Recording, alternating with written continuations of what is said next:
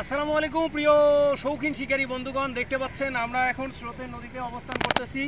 আমরা কিন্তু বসি ফেলছি। ওই যে দেখেন ছাতাটা দেখেন তো বাবু, ওই যে ছাতা, ঠিক আছে, ওই ছাতা দেখতে পাচ্ছেন। তো আমরা আসছি ব্রিজের নিচে। তো আমরা ব্রিজের নিচে আসছি। তো এখানে একটা সমস্যা, সেটা হচ্ছে যে বর্তমান যে স্রোতের নদীর অবস্থা, বর্তমান যে আপডেট, একদম আপডেট নিউজ, সেটা হচ্ছে যে বর্তমান বৃষ্টি হচ্ছে, কিছু কিছু বৃষ্টি হচ্ছে। তো আমরা বসছি ব্রিজের নিচে। তো আপনারা একটা চেষ্টা করবেন, এই ধরনের ব্রিজের নিচে যদি বসেন তাহলে ব্রিজের যে মানে গোড়ায়, অর্থাৎ যে সিঁড়ি আছে, ঠিক আছে, ওই সিঁড়িতে অর্থাৎ ওই পিলারের কাছে গোড়াতে বসে ফেলার চেষ্টা করবেন।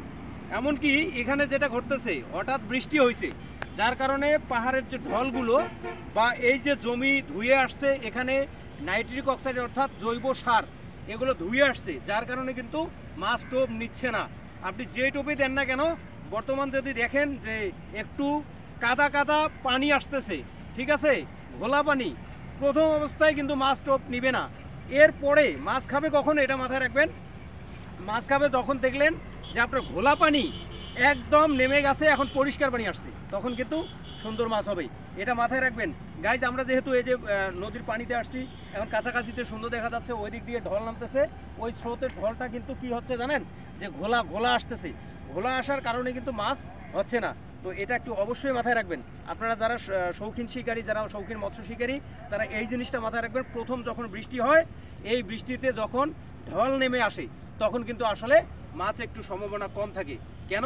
এখানে নাইট্রিক অক্সাইড, যে বললাম জৈব সার, এই ধরনের মাটি, এই যে মাটিগুলো ধুয়ে আসে, এই ধুয়ে আসার কারণে কিন্তু মাছ টোপ নিতে চায় না। আর আপনারা জানেন এই সময় কিন্তু ম্যাক্সিমাম সময় মাছ ডিম দিচ্ছে। সো এখান থেকে যেহেতু ডিম দিচ্ছে, সেহেতু মাছ কিন্তু খুঁজবে কোনটা, একদম শান্ত পরিবেশ বা জঙ্গল ঝাড় বা বলতে পারেন অভয়াশ্রম, এ ধরনের আস্থানা, অথবা এই যে স্রোতের নদীতে যখন দেখবেন যে পিলার বা ব্লক যদি থাকে, এই ব্লকের ফাঁকে গিয়ে ডিম দিবে।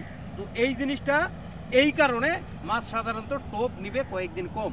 আপনারা অবশ্যই মাথায় রাখবেন, যখন এটা কমে যাবে, রোদ তো অলরেডি দেখা যাচ্ছে, তো এই রোদটা যখন একবারে, রোদ থাকবে সমস্যা নাই, যখন দেখবেন যে পানির টান ধরতেছে বা পানি শুকাচ্ছে, বৃষ্টি নাই, এখন খুব সুন্দর দেখাচ্ছে, পানিও চলচলা, তখন বসবেন, ইনশাল্লাহ ভালো মাছ পাবেন।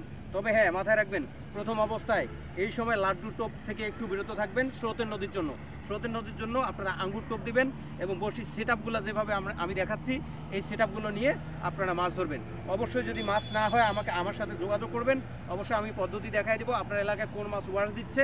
ম্যাক্সিমাম সময় দেখা যায় যে চিতল এবং বোয়াল উল্টাউল্টি করতেছে, আমরা বলি যে বিভিন্ন মাছ দেখা যাচ্ছে, কেন আমি মাছ পাচ্ছি না।